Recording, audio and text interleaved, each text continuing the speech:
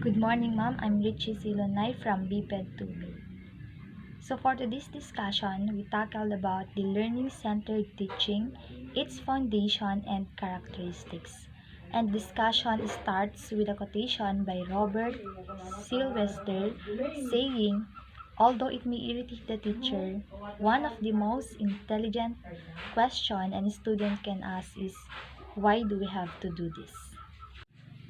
In this lesson or unit, I learned about the nature or the best word to define learner-centered teaching, meaning to say, a learner should involve his or himself inside the classroom and acquire new knowledge and experiences, and he or she should come up with a piece of information that will be a great help for them in their future profession. I also learned to determine the different characteristics of a center learning teaching that will help the students develop skills that will better equip them in their professional careers. Number one is that learner-centered teaching engages students in the hard, messy work of learning.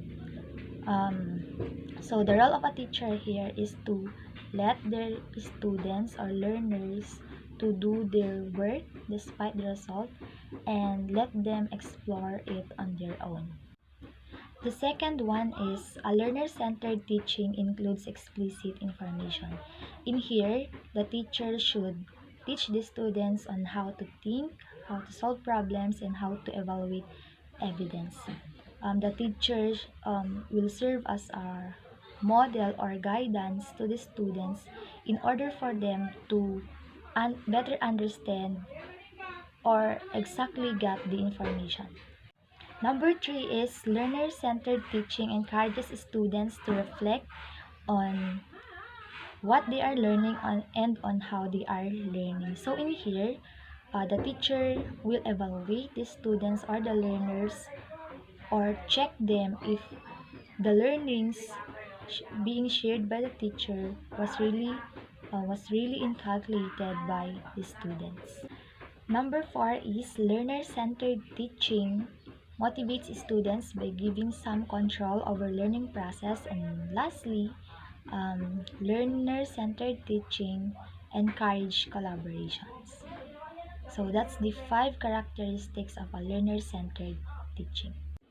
However, my realization with this subject is that being a learner is not just about receiving information or reading information, but also a learner should be responsible enough to do his or her part as a student.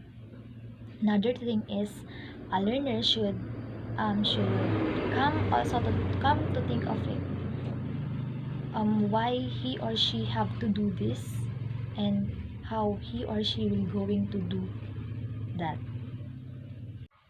Lastly, we learners should bear in mind that we are not just students who depends our knowledge or information being shared by our teacher, but also we need to feel free to open up with our teacher to ask queries and and expect for a satisfying answer. That's all. Thank you and God bless.